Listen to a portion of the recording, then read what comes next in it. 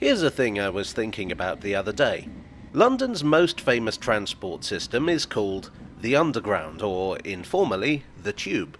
Yet in other cities, such systems are usually called metros or subways. But here's the odd thing. All four of those terms, Underground, Subway, Tube and Metro, originated in London. The origin of the term metro is pretty obvious once you know the history of the Underground, and it dates back to the very first line. It was opened in 1863 and it was called the Metropolitan Railway. Now at the time this was something entirely new. A railway built below the streets with several relatively closely spaced stations in a highly developed urban area.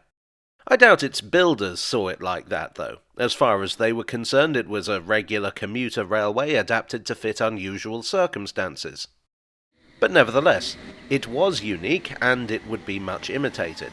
And because it was unique, because it had a distinct set of characteristics, it would give us the shortened term metro, which would be adapted for other high-capacity urban rail systems.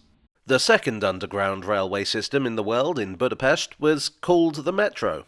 So is the system in Paris. Those are just two of the most famous ones, though. Oddly enough, the term metro never really caught on here, or at least not until much later. The only city in Britain other than London to have a proper underground railway is Glasgow. That is known as the subway. It was officially called the Underground between 1936 and 2003, but unofficially or not, it's always been known as the subway. Most underground systems in America are also known as subways. But in British terminology, a subway is usually an underground walkway. This can be a little confusing if you're not from round here. For instance, in South Kensington, you can use the subway to get to the underground station. So why do other places use subway to mean underground railway? Well, in 1870, another very different kind of underground railway opened. The Tower Subway. This was a tunnel under the Thames with a railway in it. A single carriage would be hauled with cables up and down the tunnel. It's a bit like a modern people mover. The company that ran it seemed to have an odd aversion to calling it a railway. As I say, it was always called the subway, and the vehicle that ran on the rails was known as an omnibus. The line was a financial failure that closed after less than a year, but an engineering success. Digging tunnels in London had previously been slow, complicated, dangerous and expensive, but the Tower Subway had been done as if it was nothing at all. Peter Barlow and James Greathead, two of the engineers behind the line, proposed an entire system of similar transportation all over London. And they almost always referred to this as subways. Maybe they thought railway didn't sound futuristic enough, or maybe they considered their system so different that a new term was needed. I've even read the suggestion that it was a deliberate attempt to bamboozle inattentive MPs to approve a railway when they thought they were getting a walkway. Despite a couple of false starts, Greathead eventually proposed a subway that would run from the City of London into Southwark, again crossing beneath the Thames. He interested enough investors in it that a company was formed to get it built. Initially, this was known as the London City and Southwark Railway Company, then the City of London and Southwark Subway. However, aside from being a deep-level tunnel and having vehicles running on rails, this was nothing like Barlow and Greathead's subways. It was far longer, running all the way from King William Street in the city to Stockwell in South London. Rather than a single carriage shuttling back and forth attached to a cable, it would use electric locomotives hauling trains of 3 carriages at frequent intervals.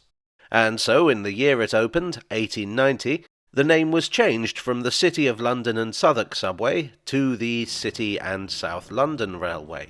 However, this was too late for some quarters. The project had attracted attention all over the world, not least in America, where cities were expanding fast, and public transport was on a whole other level to Britain. Journalists had got used to describing the new line as a subway, so that was the term adopted for this new kind of railway in America. The city in South London also gave us the term tube, thanks to an anonymous Member of Parliament. The key to the success of this method of tunnelling was the Greathead shield designed by the aforementioned James Greathead, which protected and supported the tunnel as the workers cut their way through the clay. This gave the tunnels a circular cross-section. Greathead was a fantastic engineer, but a terrible public speaker. So the task of receiving questions from Parliament went to another civil engineer, Sir Benjamin Baker. A member of the committee charged in 1883 with investigating this new proposal had a question about ventilation. He said to Baker, "The ventilation is to be by fans in these tubes, is it not?" It was the first recorded time the tunnels had been described as tubes, and once the railway actually opened, others soon adopted the term.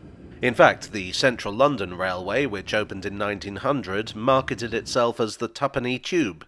To this day, the term is still used as a synonym for the Underground, even the bits that aren't circular. The Underground, oddly enough, seems to have been the last term to be formally adopted. The term was used as a descriptor from the very start. Railways that ran underground were described as underground railways, obviously. But it only really became an official name in 1902. That year, an entrepreneur named Charles Tyson Yerkes, yes, him again, with the financier Edgar Speyer, formed a holding company called Underground Electric Railways of London. It did, as they say, exactly what it said on the tin. It was a company that owned a lot of railways that ran underground: the Metropolitan District Railway, the Great Northern Piccadilly and Brompton Railway, the Baker Street and Waterloo Railway, and the Charing Cross, Euston and Hampstead Railway. These would become the District Line, the Piccadilly Line, the Bakerloo Line, and part of the Northern Line, respectively.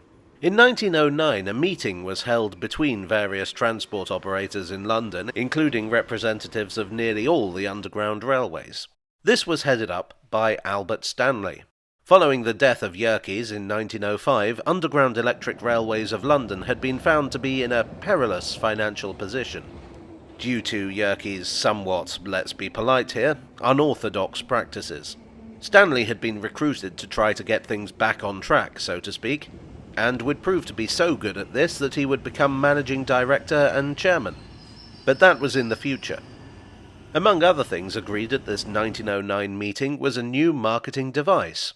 All underground railways, apart from the abstaining Waterloo and City Line, would be marketed under an umbrella term, the Underground, a single corporate identity sharing a fare structure and a map. And over 110 years later, that's still what it's called. Though depending where you're from, you might informally call it the Tube, the Subway, or the Metro. Well, I hope you enjoyed this etymological tale from the Tube. If so, please do leave a like and consider subscribing for more. I would like to thank my donors on Ko-fi, on Patreon, and here on YouTube for your support. You are the terminology to my new concept. And I'll see you all again very soon for another Tale from the Tube.